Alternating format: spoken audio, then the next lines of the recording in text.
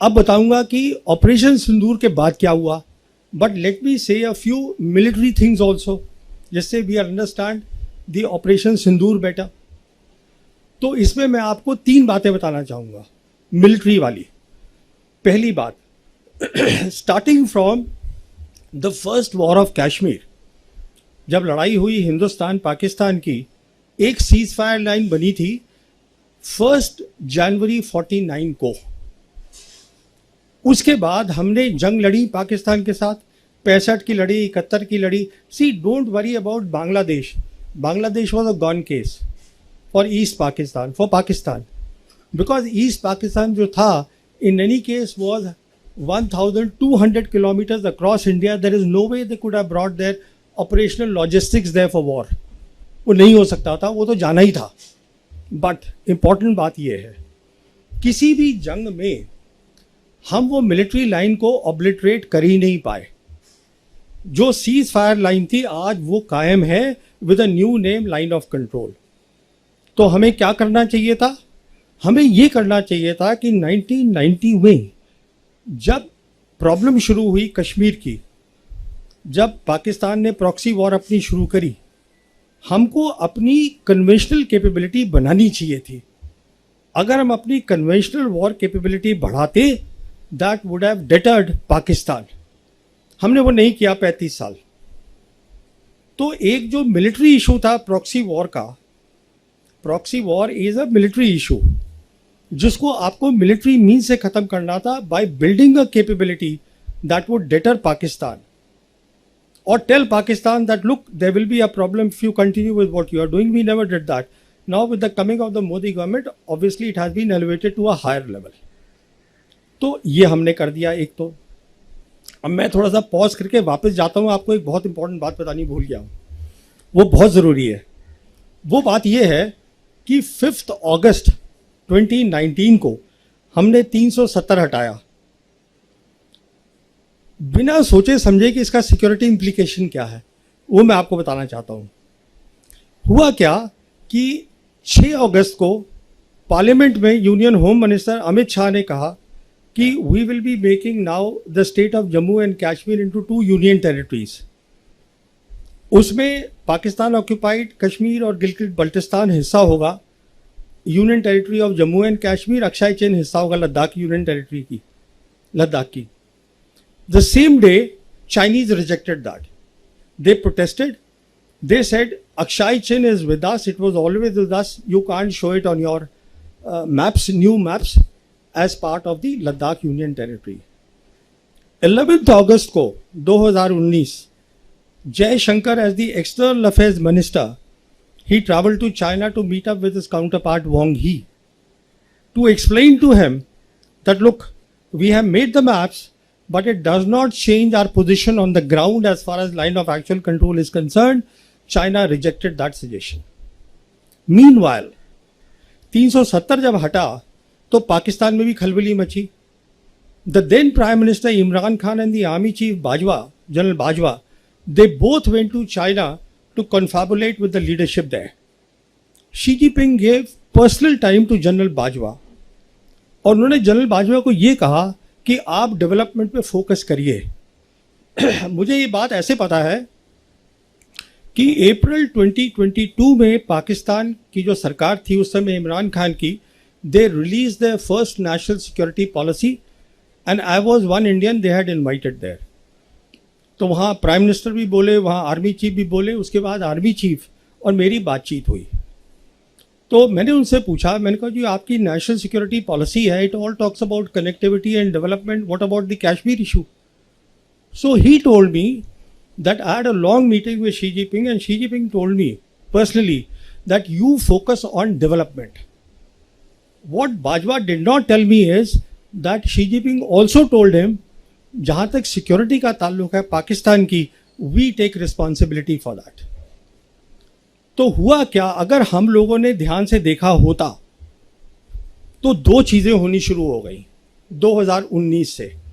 On the political side, the entire Chinese leadership, Xi Jinping downwards, they kept saying that we will support Pakistan security and sovereignty. खुलेआम बोलते थे वो, हमने उसको नज़रअंदाज किया। दूसरी तरफ the Pakistan air force and the PLAAF PLA air force, they started doing advanced exercises 2019 से शुरू कर दी। काराकोरम में करते थे, वो जो हमारा कॉम्बैट एरिया वहाँ उन्होंने शुरू करा, हमने उसको ध्यान ही नहीं दिया। नॉट ओनली दैट, उस समय से क्या देखा हमने 2021 के अंदर उन्होंने पाकिस्तानी ऑफिसर्स को अपनी वेस्टर्न थिएटर कमांड में एम्बेड कर लिया। Western theatre command is responsible for Arunachal Pradesh. कहने का मतलब ये है जो उनके इंपॉर्टेंट जितने भी मिलिट्री ऑर्गेनाइजेशन थे वो उसका हिस्सा बना लिया उनको, so that they better understand how to tackle India. हमने सब चीज़ को देखा ही नहीं बिल्कुल। तो सिचुएशन ये है कि हमें एक बात समझ में नहीं आई हमारी मिलिट्री लीडरशिप को कि it is no longer after 5th August 2019 about India Pakistan, it is no longer about a 2 front war. China आपसे लड़ाई नहीं लड़ेगा, उसको ज़रूरत ही नहीं है लड़ाई लड़ने की। It was since then about 1 front reinforced war, जो मैं 2019 से अपनी 2 किताबों में लिख चुका हूँ। Basically what meant that was, I explain that this is the term that I coined and I said what this is, you will fight with Pakistan but China will be helping Pakistan to the hilt without showing its hand। इस लड़ाई की आप तैयारी करिएगा, but हमारा वो narrative था, हमने उसको कायम रखा। तो अभी आपको एक ओवरऑल सिचुएशन मैंने बता दी है कि ये था बैकग्राउंड उसका सिंदूर का। अब होता है ऑपरेशन सिंदूर। ऑपरेशन सिंदूर की 3 खास बातें मैं आपको बताना चाहता हूं। पहली बात, आवर रिस्पॉन्स वॉज डिसप्रोपोर्शनेट। एक टेरर अटैक हुआ, हमने उसको जवाब दिया with a conventional war, that too at the highest level. Hindustan और पाकिस्तान के बीच में the 2 air forces will lead the war period. और ये हमने पहली बार नहीं किया, हमने किया था बालाकोट में पहली बार 2019 में, and we expose the limitations of the Indian air force. मिसाल के तौर पर हमने बालाकोट में हमारी एयरफोर्स ने ऑपरेशन बंदर करा, चुपके से जाकर वी कॉट देम अनअवेयर, उनके रडार्स बंद थे, we cross the their air space और हम अपना BVR छोड़कर आ गए। Next morning they retorted, they came back to us with a response which is what they call the Operation Swift Retort। याद होगा आप लोगों को, दिन के टाइम उन्होंने किया। और उनका फोकस क्या था? उनका फोकस था military targets, not non military targets. आप कभी एयरफोर्स नॉन मिलिट्री टारगेट्स पे इस्तेमाल नहीं करते बाबा। उनका फोकस था मिलिट्री टारगेट। और उन्होंने क्या देखा, हमारी इलेक्ट्रॉनिक वॉरफेयर बहुत कमज़ोर थी। सिंपल वर्ड्स में इलेक्ट्रॉनिक वॉरफेयर का मतलब ये होता है कि काबिलियत की आप दूसरे का कम्युनिकेशन को जैम कर दे। तो हमारे जो ऑफिसर थे उनका कम्युनिकेशन जैम हो गया, he was taken prisoner of war. हम कुछ लेसन नहीं सीखे, बट वो सीख गए कि इलेक्ट्रॉनिक वॉरफेयर पे फोकस करो। This is the key to the modern warfare. Electronic warfare होता है what is called, I won't give a technical explanation, it is something that is called electromagnetic spectrum. बहुत ज़रूरी चीज़ है। होता क्या है कि एटमॉस्फेयर में 7 तरीके की इलेक्ट्रोमैग्नेटिक वेव्स हैं। एक मिसाल के तौर पर है विजिबल लाइट। जैसे आप लोग मुझे देख रहे हैं, मैं आपको देख रहा हूँ, this is only possible because visible light है। सिमिलरली एक एक्सट्रीम पे है उनके रेडियो वेव्स, जिससे हम कम्युनिकेशन करते हैं। एक्सरे होती है जो हमारी एक्सरे मशीन में काम आती हैं। माइक्रोवेव है जो हम माइक्रोवेव चलाते हैं। कहने का मतलब ये है, ये जो चीज़ है इलेक्ट्रोमैग्नेटिक स्पेक्ट्रम, अगर आप किसी भी फौज के पास एक काबिलियत है इसमें compete करने की, तो वो लड़ाई जीत जाएगा। दूसरा अगर उसमें नहीं compete कर जाएगा वो लड़ाई हार जाएगा। It's simple as that. This is today the crux of the modern warfare, to have a superiority in the electromagnetic spectrum, and the part of that is electronic warfare. How do you jam the communication of the enemy? This is the lesson that they learned. As a consequence of that, देखिए हमने अपनी आंखों पे पट्टी बांध दी। क्यों पट्टी बांधी वो बताता हूँ मैं। क्योंकि प्राइम मिनिस्टर मोदी ने मई 2014 में जब ये आए हैं, इन्होंने अपनी पहली कंबाइंड कमांडर कॉन्फ्रेंस करी अक्टूबर 2014 में, जिसमें इन्होंने ये कहा कंबाइंड कमांडर्स को कि जो हमारा एनिमी है वो विजिबल है, थ्रेट जो है, no, enemy is invisible, the threat is known.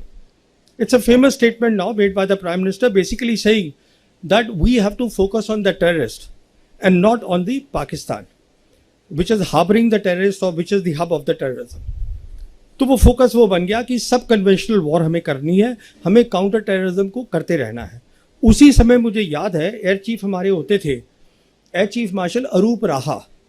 मैंने उनसे पूछा भी था, मैं कहा ये आप कर क्या रहे हैं, because he started asking a role कि एयरफोर्स का भी रोल होना चाहिए. अरे बाबा, एयरफोर्स को ये था कि सारी ग्लोरी इंडियन आर्मी को मिल रही है, तकमे मिल रहे हैं, उनको ऑनर मिल रहा है टेररिस्ट मारने का, तो हमें मिलना चाहिए. So that entire line of leadership of the Indian air force, they also way very happy कि हमें भी ऐसा रोल दीजिए कि हम टेररिस्ट के खिलाफ काम करें. तो हमने 2019 में कोई लेसन नहीं सीखा. अब देखिए सिंदूर में क्या हुआ, हमने फिर वही किया. हमने सिंदूर में इस बार जो पाकिस्तान की जो सरहद है उसको हमने ब्रीच नहीं किया, एयर स्पेस को स्टैंड ऑफ वेपन से, but we hit the terrorist target, वो हमने किया. पर इस बार वो तैयार बैठे थे. I won't go in the technical details, all to tell you is that it is not really about the J-10 and the PL-15 missile. It is about the ecosystem that was backing that. And when I say ecosystem, what am I talking about? I am talking about the advanced exercises that the Pakistan Air Force had been doing since 2019 with the PLAF. और उसके तहत वो क्या कर रहे थे, ecosystem का मतलब होता है कि आपकी सैटेलाइट्स, आपके एयरबॉर्न एसेट्स, एयरबॉर्न में जैसे AWACS होता है जिससे आप पता करते हैं कितने टारगेट्स हैं, उसको ट्रैक करते हैं, आपके ग्राउंड एसेट्स विच इज़ आपकी एयर डिफेंस वगैरह, और आपके फाइटर्स, इस सब को आप नेटवर्क कर देते हैं. इसका मतलब ये है कि एक तो जो अगर आपका जो हवाई जहाज है, मान लीजिए वो सिर्फ 400 किलोमीटर्स तक देख सकता है, but because now it is linked with the satellite, अब वो 1000 से ज़्यादा देख सकता है. Even before the enemy sees you, you see the enemy. ऊपर से आपने अपनी electronic warfare, as I told you, they focused there after 2019 Balakot. तो जब उन्होंने मिसाइल फायर करी है, एक तो हमको पता नहीं चला कि मिसाइल फायर हुई है, और दूसरा क्या हुआ है कि हमारा जो सिस्टम था रफाल का, उसमें ये काबिलियत नहीं थी कि उसमें हम आइसा रेडार बोलते हैं जो PL-15 में है, वो काफ़ी पावरफुल था, उसने उसको जैम कर दिया. तो जो हमारा पायलट था उसको पता ही नहीं चला कि मिसाइल ने मुझे लॉक कर लिया है. एक बार मिसाइल लॉक कर देती है और आप उसको नहीं हटा सकते हैं, डिफ्यूज कर सकते हैं, इट विल गेट यू. तो what I am saying is that it is one part, buying the fighters, buying the PL, the missiles. The key thing is आपको इसमें बहुत ट्रेनिंग करनी पड़ती है. अभी जैसे हमारे यहाँ फोकस होता है कि आप फाइटर खरीद लीजिए साहब, रफाल ले लीजिए, अरे उससे कुछ नहीं होगा. इसलिए नहीं होगा क्योंकि अब वो वक्त चला गया जब डॉग फाइट्स हुआ करती थी कि एक हवाई जहाज दूसरे से भिड़ गया. Now we are living in the age of beyond visual range missiles. 300, 350 kilometre, 200 kilometre से फायर कर रहे हैं. वो आप तभी फायर करेंगे ना अगर आपके पास एक इको सिस्टम है जिसको पाकिस्तान एयरफोर्स ने समझाया इंटरनेशनल मीडिया को, that is called the multi domain operations with a special focus on electronic warfare, and this takes years and years. So by doing a disproportionate response, let me tell you a key reason जो मैं आगे आऊँगा अभी, why Pakistan's profile has gone up in the world capital. A key reason of that is, there are two key reasons. One is that they saw that the Pakistan military has emerged out of this 4 days of Operation Sindoor as a peer military competitor of the Indian military. बहुत बड़ी बात है, ये peer competitor उनको दिखाई दिया. तो उनकी जो मिलिट्री पावर की जो वो थी, औकात थी, वो बहुत बढ़ गई. They have the military power. And the second thing that the world saw is that the Chinese stood by them. Chinese are the people who had the gumption to walk the talk. बहुत बड़ी बात है.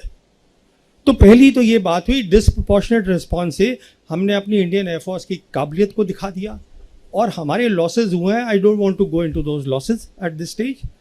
तो कहने का मतलब ये है कि आप जो हम बोल रहे हैं, देखिए, we have to be objective about things.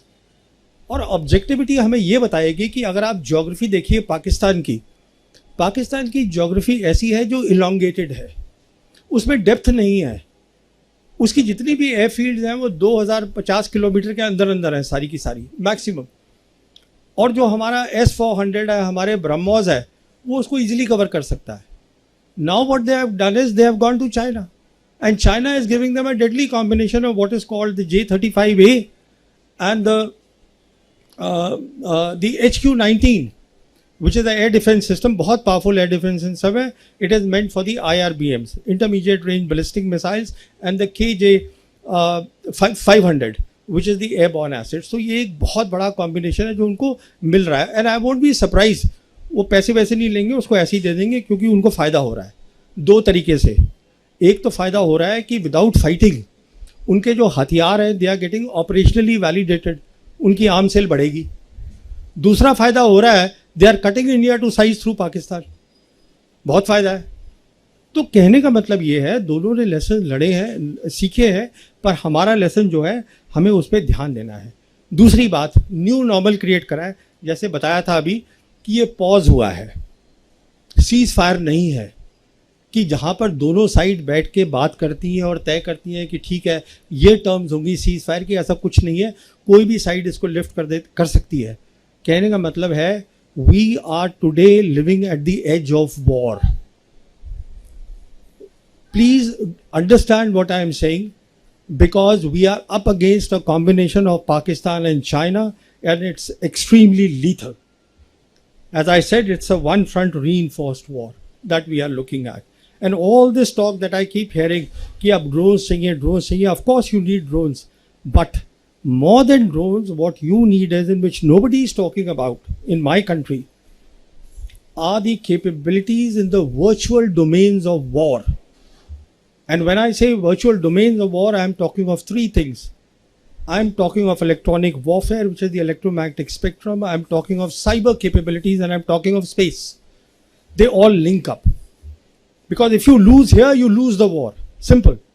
Communication आपका बंद, आपको दिखेगा नहीं, आप blinded. It's over. The war is over. क्या लड़ेंगे आप?